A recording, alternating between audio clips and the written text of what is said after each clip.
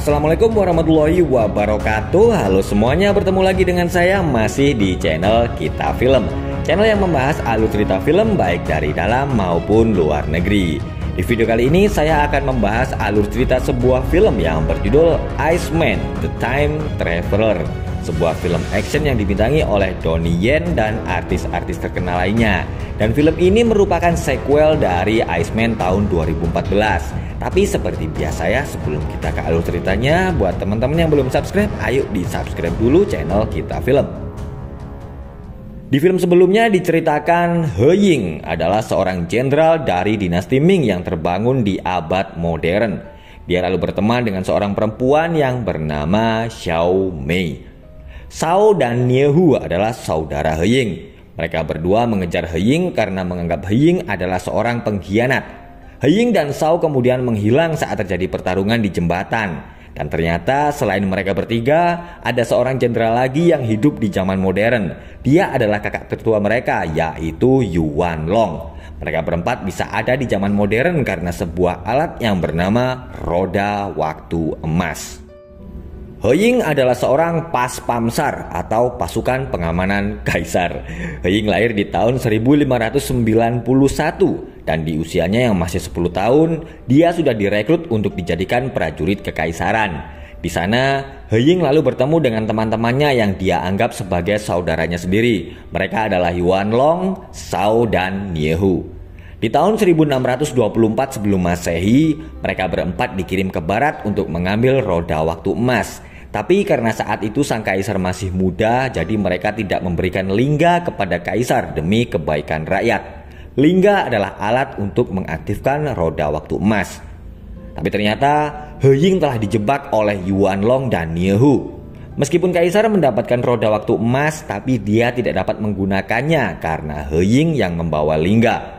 Kaisar akhirnya menghukum He Ying dan juga semua keluarganya karena dia telah dianggap berkhianat dan juga telah menghabisi keluarga Du, yaitu istri dan mertua Yuan Long.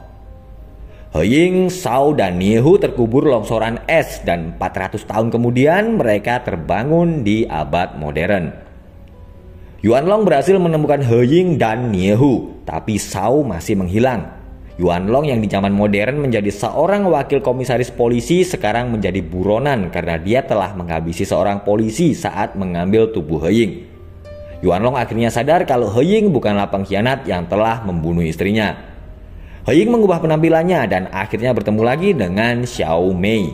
He Ying lalu berpamitan karena dia akan kembali ke zaman dinasti Ming. Mendengar itu, Xiao Mei berpura-pura ikut senang meskipun sebenarnya dia merasa sedih karena He Ying adalah orang yang sangat berarti di dalam hidupnya.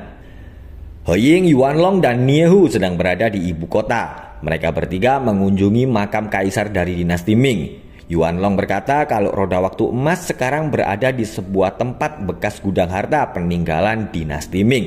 Yuan Long dan Niehu lalu menemui Tang untuk meminta bantuan.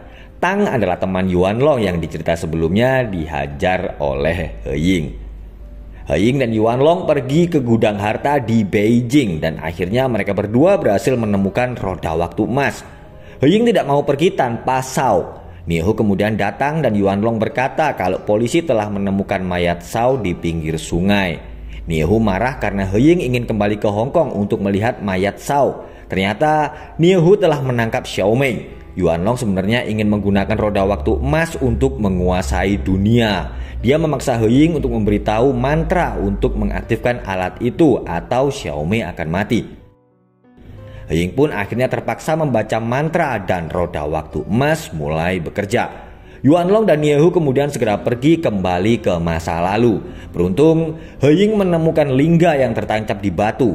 Dia kemudian mengajak Xiao Mei pergi ke zaman dinasti Ming. Tapi ternyata He Ying dan Xiao Mei pergi ke tahun yang salah. Mereka berdua sedang berada di masa Republik, yaitu masa setelah dinasti Ming. He Ying dan Xiao Mei lalu bertarung dengan sekelompok orang Jepang yang akan menangkap sepasang pria dan wanita di kereta api.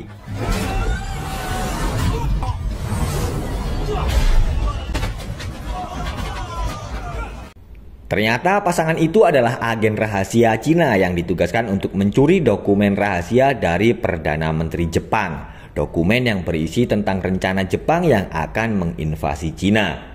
He Ying kembali mengaktifkan roda waktu dan dia bertemu dengan biksu suci. He Ying bertanya bagaimana dia bisa menyelamatkan desa dan keluarganya. Biksu suci lalu berkata kalau di belakang He Ying ada 2 jalan menuju ke desanya, 2 jalur berbeda dengan hasil yang berbeda juga. Dan He Ying akhirnya memilih jalur kanan. Dia lalu menjemput Xiao Mei dan mereka berdua pergi ke desa Taoyuan. He Ying dan Xiao Mei sampai di desa Taoyuan sebelum Kaisar Ming menjatuhkan hukuman kepada keluarganya. Semua penduduk desa sangat senang menyambut kedatangan He Ying.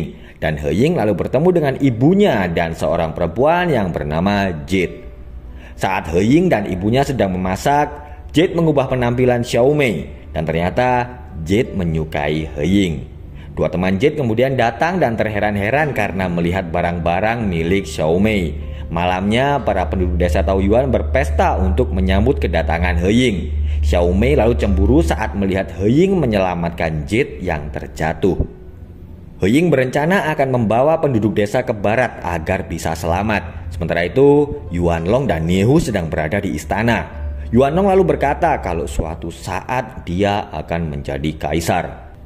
He Ying sedang bersama temannya yang bernama Da Ji. Dia adalah pemimpin desa Taoyuan. He Ying lalu mengatakan rencananya yang akan membawa penduduk desa ke barat. Tapi Da Ji menganggap kalau He Ying sedang mabuk dan melantur. Saat sedang merayakan pernikahan salah satu penduduk desa, Shao tiba-tiba datang. He Ying dan Xiao Mei kebingungan karena dia melihat berita di TV kalau polisi telah menemukan mayat Shao di pinggir sungai. Tapi ternyata Shao tidak mengerti apa-apa saat He Ying bertanya tentang Hong Kong. Shao berkata kalau dia dan He Ying diundang makan malam di rumah Tuan Du. Dan He Ying tahu kalau setelah makan malam akan ada kejadian pembantaian keluarga itu. He Ying berpikir kalau keluarga Du tidak terbunuh, maka dirinya tidak akan ditangkap dan desa Taoyuan bisa selamat. Yuan Long bertemu dengan seorang jenderal Jepang yang bernama Jenderal Hojo. Dia adalah pemimpin klan perampok yang sekarang sedang bersembunyi. Dia ke situ meminta bantuan Yuan Long agar dia bisa merebut kekuasaan dari Tokugawa, yaitu shogun atau penguasa militer di Jepang saat itu. He Ying sedang bersama Shao yang ikut-ikutan memotong rambutnya. He Ying kemudian meminta agar Shao membantunya melindungi desa malam ini. Yuan Long membawa Jenderal Hojo menemui Kasim Wei, orang yang memegang kendali kekaisaran kecuali sang raja. Shao melihat Jenderal Hojo dan Nie Hu sedang menyiapkan anak buahnya untuk menyerang desa Taoyuan. Sementara itu, He Ying pergi menemui Tuan Du dan akhirnya bertemu lagi dengan Yuan Long dan istrinya. Tuan Du meminta agar He Ying menyerahkan Lingga ke Yuan Long karena akan diberikan kepada kaisar muda. Tuan Du lalu marah karena He Ying berkata kalau dinasti Ming akan hancur beberapa tahun lagi akibat ulah Yuan Long. Karena dianggap telah menghina kaisar, Tuan Du memerintahkan pasukan untuk menangkap He Ying. Dan ternyata He Ying memberikan Lingga kepada Xiao Mei. Shao menyusup ke dalam kapal Jepang dan bertanya kenapa Nie Hu bersekutu dengan perampok Jepang. Sementara itu para pasukan menembak He Ying dengan panah. Tapi He Ying dengan mudah bisa menghindarinya dan panah-panah itu justru mengenai Tuan Du. Yuan Long kemudian mengambil anak panah dan menghabisi istrinya sendiri. Sebuah anak panah tiba-tiba mengenai Xiao Mei. Para perampok Jepang telah datang dan menyerang desa Taoyuan. Yuan Long meminta He Ying agar menyerahkan Lingga dan bekerja sama dengannya. Tapi He Ying menolak dan pergi meninggalkan tempat itu. Shao bertarung melawan Nie Hu, tapi Nie Hu berhasil mengalahkannya. Sementara itu, para perampok Jepang menyerang desa Taoyuan dan membunuh para penduduk. Mereka lalu berhasil menemukan Lingga. Para perampok itu juga membunuh ibu He Ying dan Jade. Jenderal Hojo memerintahkan Nie Hu untuk segera menghabisi Shao. Karena tergiur akan kekuasaan, Nie Hu akhirnya tega membunuh saudaranya sendiri. He Ying kembali ke desa Taoyuan dan dia melihat para penduduk sudah terbunuh.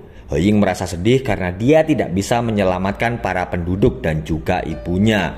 Beruntung, Xiao Mei masih selamat karena anak panah itu mengenai handphonenya.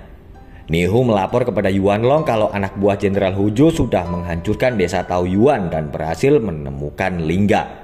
Setelah memakamkan para penduduk desa, He Ying berjanji akan merebut Lingga dan akan kembali untuk menyelamatkan mereka. He Ying dan Xiao Mei menyamar dan pergi menemui Yuan Long yang sedang bersama Kasim Wei. Tidak berapa lama, Jenderal Hu Zhou juga datang bersama Nie Hu. Jenderal Hu Zhou lalu berkata kalau Shao telah mati oleh pedangnya.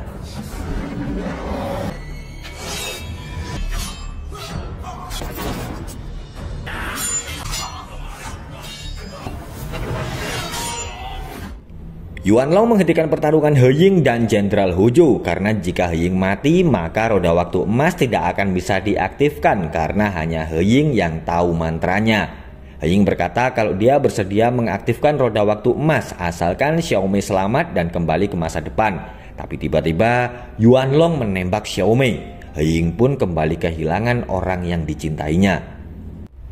He Ying terpaksa menuruti Yuan Long dan mengaktifkan roda waktu emas. Jenderal Hu Zhou tiba-tiba masuk dan melarang Yuan Long pergi karena dia belum menepati janjinya. Melihat ada kesempatan, He Ying menendang Yuan Long keluar dari roda waktu. Dia dan Jenderal Hu Zhou kemudian pergi ke zaman yang lain.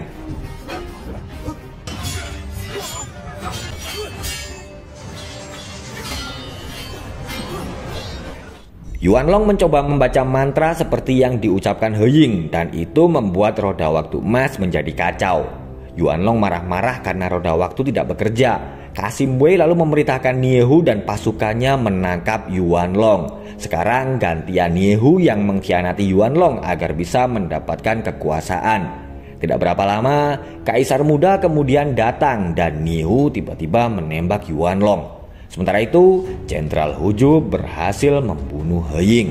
Tapi dia langsung ketakutan karena semua pohon tiba-tiba bergerak dan He Ying pun menghilang dan kembali ke tempat dia bertemu dengan Biksu Suci.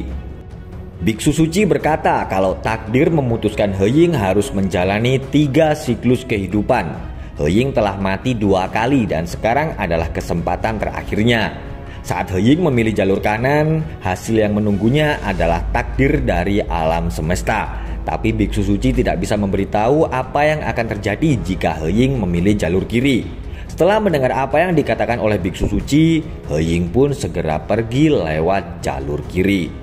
Waktu kembali berulang dan He Ying sadar kalau meskipun bisa melewati ruang dan waktu, tapi hasilnya belum tentu bisa membahagiakan karena ambisi dan kekuasaan bisa merubah semuanya. He Ying kembali dan menghabisi Jenderal Hu Zhou. Dia berpikir kalau Jenderal Hu Zhou tidak ada, maka Yuan Long tidak akan bisa bekerja sama untuk mendapatkan kekuasaan yang menyebabkan desa Taoyuan hancur dan film pun berakhir. Oke guys, itulah tadi alur cerita sebuah film yang berjudul Iceman The Time Traveler. Jadi apakah akan ada sequel ketiganya? Saya juga nggak tahu. Sedikit info nih ya guys, film ini telah dianggap gagal dan mendapatkan review negatif dari para kritikus. Dan pihak studio yang membuat film ini kemudian menganggap kalau Donnie Yen adalah penyebab dari perolehan box office Iceman yang anjlok. Karena merasa namanya dicemarkan, Donnie Yen lalu melaporkan mereka. Dan Donnie Yen berhasil memenangkan gugatan. Laporan selesai. Oke, terima kasih sudah menonton dan sampai ketemu lagi di alur cerita film berikutnya. Dan jangan lupa subscribe ya buat teman-teman yang belum subscribe. Wassalamualaikum warahmatullahi wabarakatuh.